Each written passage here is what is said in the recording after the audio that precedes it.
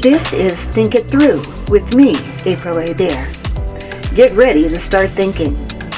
I know, it's hard, and you'd probably rather not. But here we go anyway.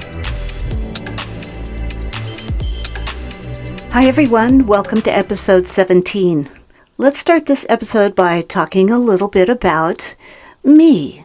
Over my life, I've been accused of being just a little too optimistic. In fact, I've been told by one of my chronically pessimistic friends that I always see the glass half full. But when he says it, it doesn't sound like a compliment. I will admit to being the kind of person that tends to look on the bright side of things. Now, don't get me wrong, I am not one of those overly cheerful, peppy people that refuses to acknowledge when things are obviously terrible. I get upset, depressed, and angry sometimes, just like any other human. But my natural inclination is to try to find at least one thing about a terrible situation that is not so terrible, and might even give me something to be happy about in the midst of misery, and give me something to look forward to when the situation has improved.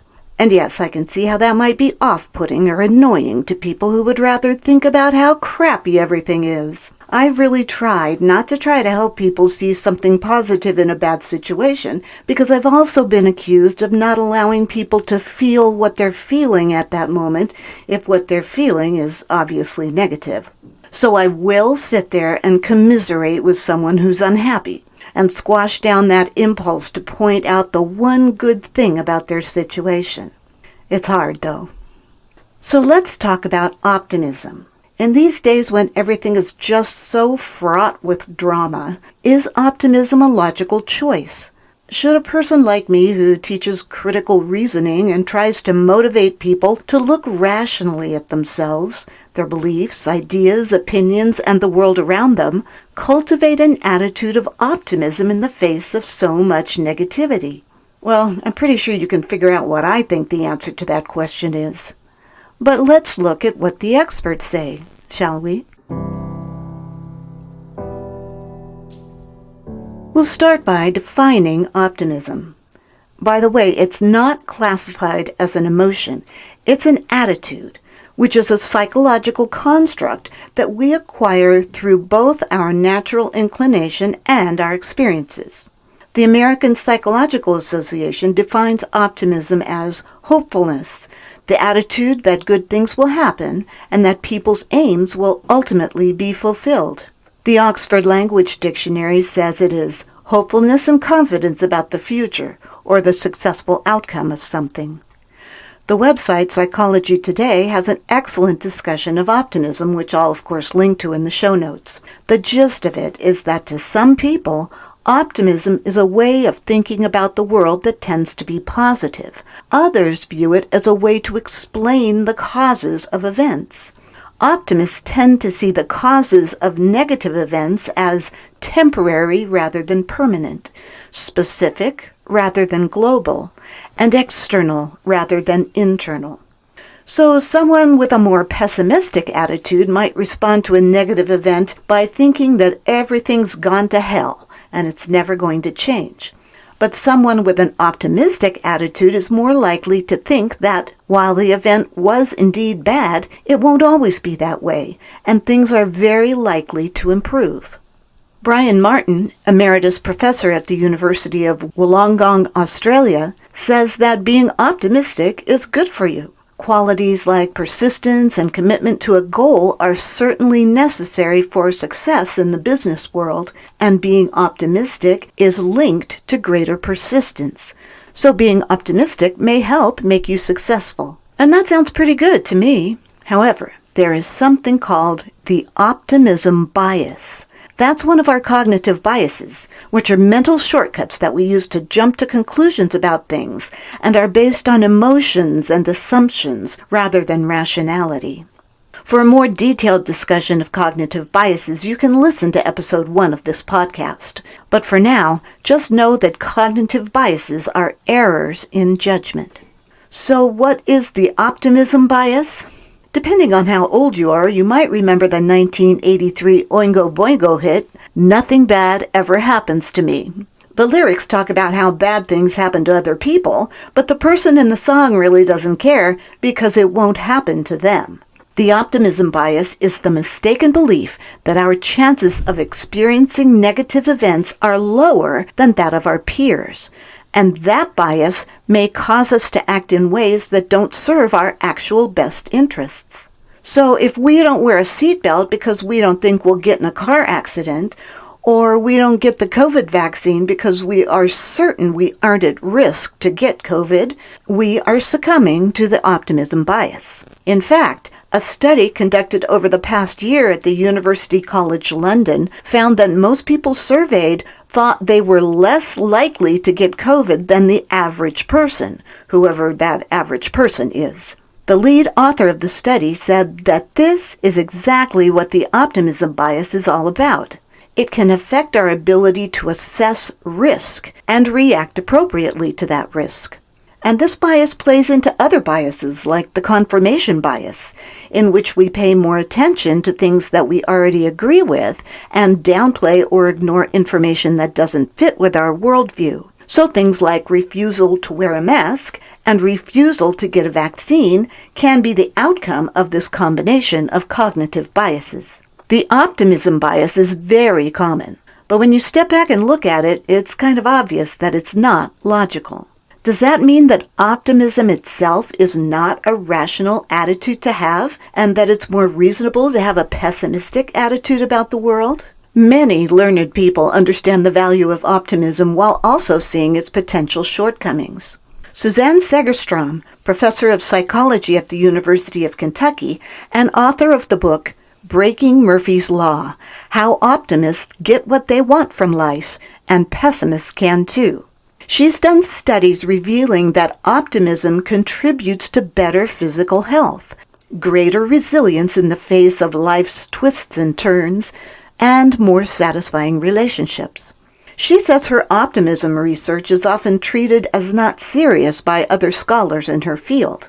And because of that, she was initially hesitant to label herself an optimist until she came up with a definition of optimism with which she could identify.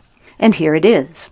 You expect the best in the future, and you work to achieve it. You believe that the future is something that you can control. So for her, it's absolutely not about simply hoping for the best. It's about working towards the best.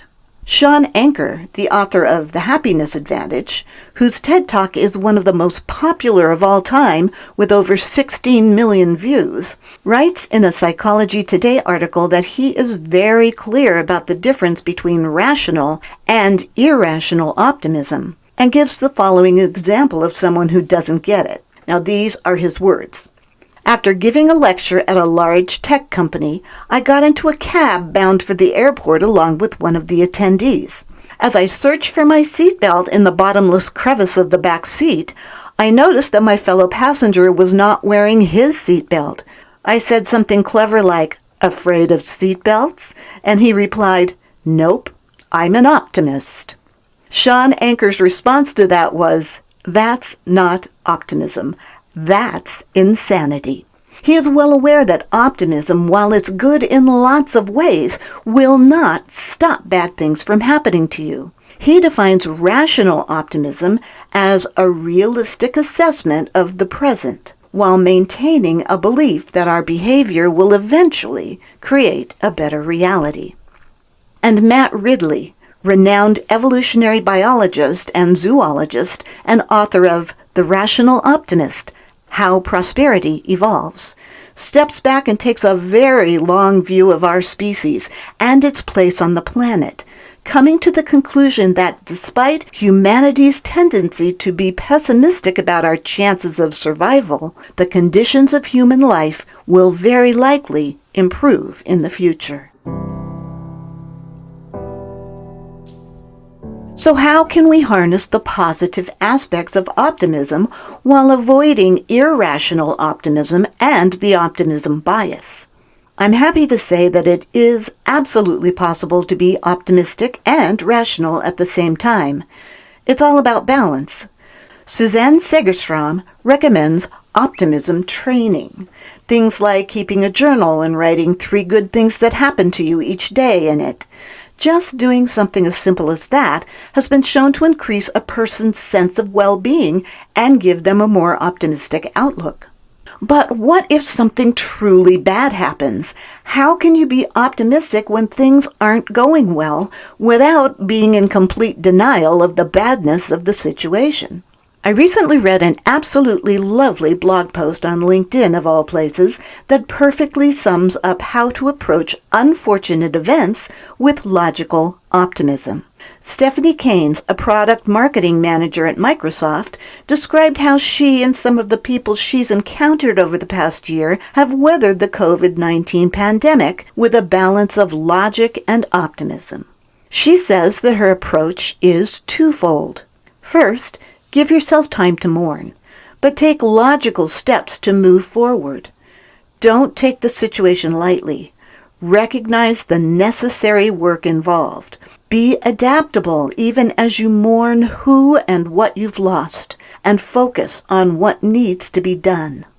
And second, look for opportunities to live in the present. She says that even in times of turmoil, taking positive pauses to appreciate beauty and choose optimism makes challenging times easier to process. Well, I have to say that I feel a little bit vindicated for my optimistic outlook. Sean Anker says that the phrase, "you're being an optimist," should never be an insult. If I were an irrational optimist, however, I'd absolutely want someone to call me out on that. Understanding the difference between the way things are and the way we want them to be is key here. Rational, logical optimism is recognizing the existence and scope of a problem, dealing with its reality, and both hoping for and working for a better tomorrow. And that's it for this episode. I hope you use the information here to help you think it through.